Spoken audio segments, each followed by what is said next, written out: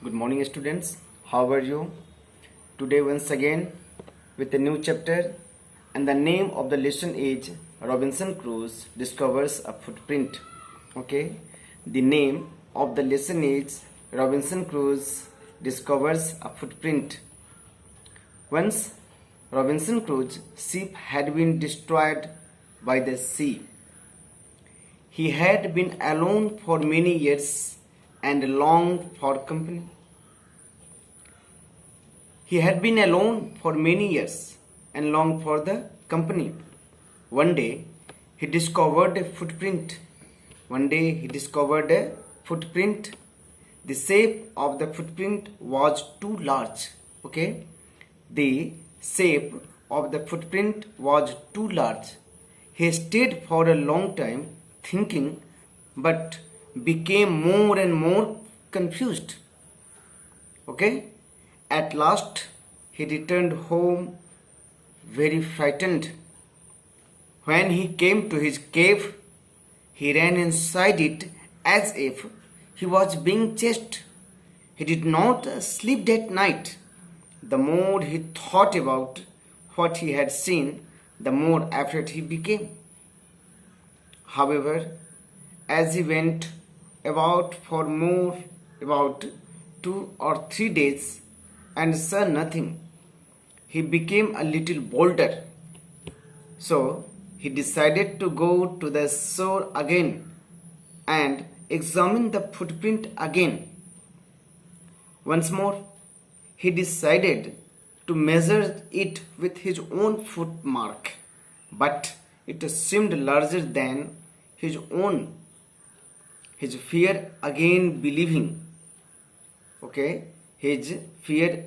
returned again. He went home again believing that there was someone there. कहने का मतलब है बच्चों, रॉबिन्सन क्रूज जो एक बहुत बहादुर व्यक्ति थे, एक बार समुद्री तूफान की वजह से उनका जहाज टूट जाता है, उनका जहाज डूब जाता है। आखिरकार वो अपने आप को किसी तरह संभाल कर एक समुद्र के किनारे लाते हैं, जहां पर कई दिनों तक उन्हें अकेले रहना पड़ता है। अचानक उनकी नज़र एक ऐसे पैर के निशान पर पड़ता है, जो पैर का निशान आम आदमी के पैर से बिल्कुल अलग था, जिसकी आकृति काफ़ी बड़ी थी। उस आकृति को देखकर वे डर गए। वे इतने डरे कि जितने बार उस पैर के बारे में सोचते, उतनी ही बार वे उलझन में पड़ते चले जाते। आखिरकार ये पैर का निशान यहाँ आया तो आया कैसे? उनके मन में एक विचार बैठा रहता था, एक डर, एक भय बना रहता था कि उस रॉबिन्सन क्रूज के अलावे भी उस द्वीप पर कोई दूसरा व्यक्ति है, जो व्यक्ति इस रॉबिन्सन क्रूज से काफ़ी लंबा, काफ़ी ताकतवर, काफ़ी विशाल है। वह भय उन्हें बार बार खाए जा रहा था। जब वे अपने गुफा अर्थात जहाँ रहने के लिए उन्होंने एक घर बना रखा था, उस घर में वे पहुँचे तो ऐसे डर करके वे गए उस घर में, मानो कोई उनका पीछा कर रहा हो। राइट? जिस रात उन्होंने उस पैर के निशान को देखा था, सही से सो नहीं पाए।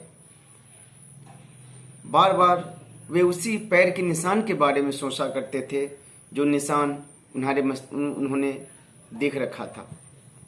फिर भी 2-3 दिनों तक उनके मन में यह विचार पैदा होता ही रहा।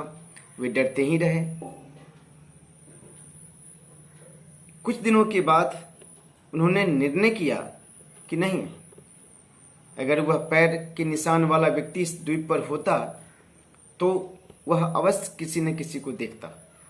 लेकिन ऐसा जब नहीं हुआ तो वह व्यक्ति शायद नहीं है। यह भ्रम उनके मन में था। यह बात उन्हें कुछ साहसी बनाया और उन्होंने निश्चय किया कि उस तट पर जहां वह पैर का निशान है, फिर से वे जाएंगे और अपने पैर के निशान से उस निशान को मापेंगे कि आखिरकार उस पैर का निशान इनके पैर के निशान से कितना बड़ा या कितना छोटा है। लेकिन जब उन्होंने अपने पैर से उस निशान को मापा तो वह पैर का निशान इनके पैर से कई गुना बड़ा निकला। जो डर, जो भय उनके मन से समाप्त हो चुका था, फिर से वह लौट आया। ओके, फिर से उन्होंने अपने मन में यह विश्वास कर लिया कि नहीं, वह व्यक्ति उस द्वीप पर है, और यह विश्वास उन्हें फिर से डर पैदा किया, जिसके कारण फिर वे गुफा में चले आए और गुफा के बाहर नहीं निकले। कहने का मतलब है बच्चों कि भय हमारे मन में होता है, हमारे सोच में होता है, जो कि व्यक्ति को आगे बढ़ने से रोकने का एक माध्यम है। यदि आगे बढ़ने के क्रम में इस प्रकार के कोई भी नकारात्मक विचार हम अपने मन में पैदा करते हैं तो जो लक्ष्य हमें आगे बढ़ा करके ले जाता है, हम उससे पीछे हो जाते हैं। रॉबिन्सन क्रूज़ो ने सिर्फ उस पैर के निशान को देखा था। वह व्यक्ति जिसके पैर का निशान था, वह व्यक्ति है या नहीं है, इस बात की पुष्टि रॉबिन्सन क्रूज़ो को नहीं हुआ था। सिर्फ उस निशान को मान करके यह मन में डर बना लिए थे कि वह व्यक्ति आएगा और एक दिन उन्हें खा जाएगा, उन्हें मार देगा। इसी प्रकार से बच्चों हमारे जीवन में भी होते रहता है। जब हम सफल होने के क्रम में आगे बढ़ते हैं, काम करने के क्रम में हम आगे बढ़ते हैं, तो मन में एक डर बना होता है कि जिस सफलता को लेकर के, जिस लक्ष्य को लेकर के हम आगे बढ़ रहे हैं, उसमें हमें सफलता मिलेगी या नहीं मिलेगी।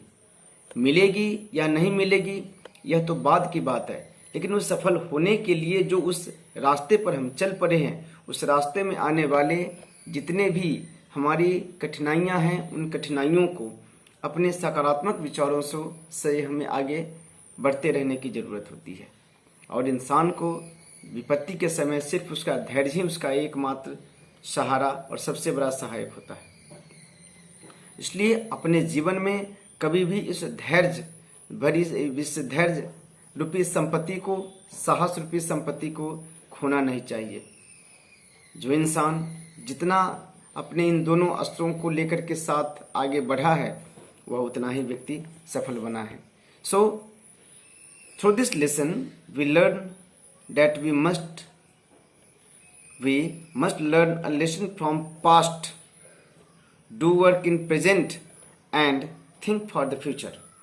If we will do in this way, we must be a successful person in our life. Till then, thank you. Have a nice day.